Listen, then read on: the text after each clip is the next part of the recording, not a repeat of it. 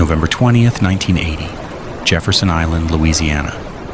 On the surface, Lake Peigneur was a serene sportsman's paradise. It was a calm, freshwater body of water, shallow and unsuspecting, averaging only 11 feet deep. Pause. But beneath the water, a dangerous industrial duality was at play.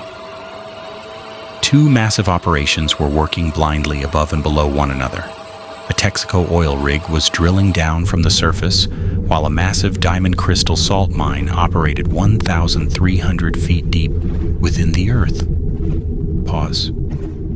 On that fateful morning, the drilling crew was struggling to loosen a stuck drill bit at a depth of about 1,200 feet.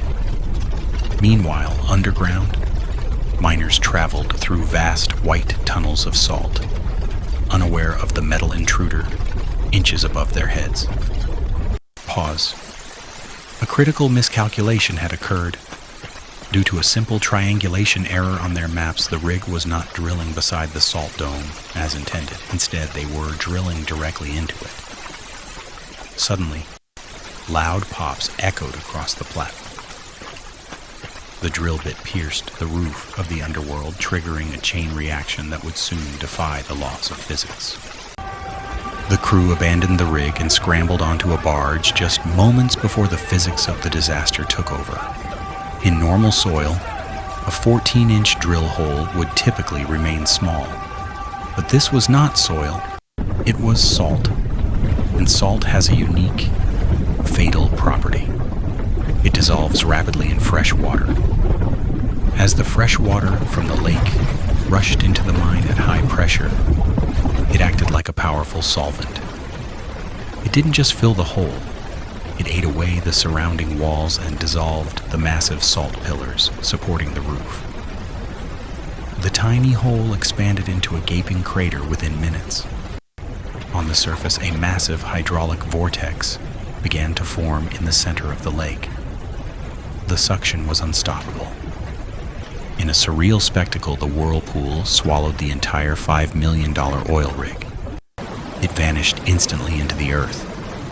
But the hunger of the whirlpool wasn't satisfied. It began dragging in the heavy drilling barges nearby. The ship spun helplessly against the violent current before being tipped vertically and sucked down into the dark abyss. Deep underground, absolute chaos erupted instantly. 50 miners were working deep inside the complex salt labyrinth when the lake water crashed through the ceiling.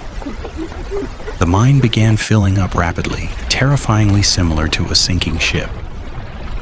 Through a miraculous and well-rehearsed evacuation plan, every single miner managed to race towards the service elevator.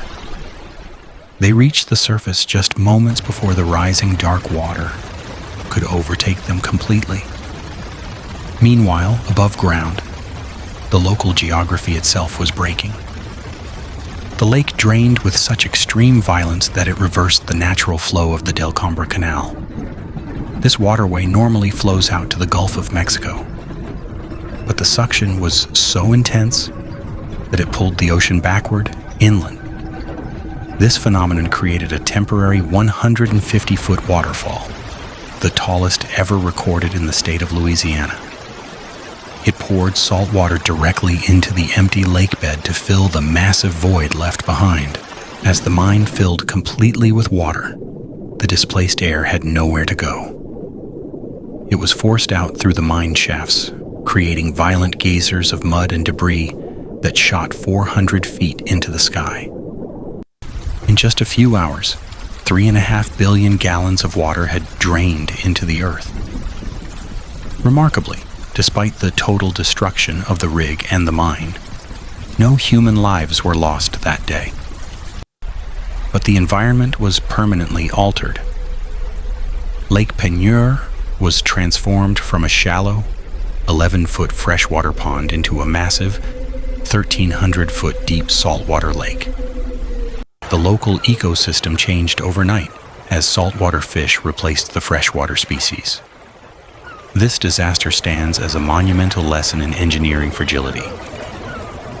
It demonstrates how a single, simple calculation error on a map can physically reshape the geography of our planet.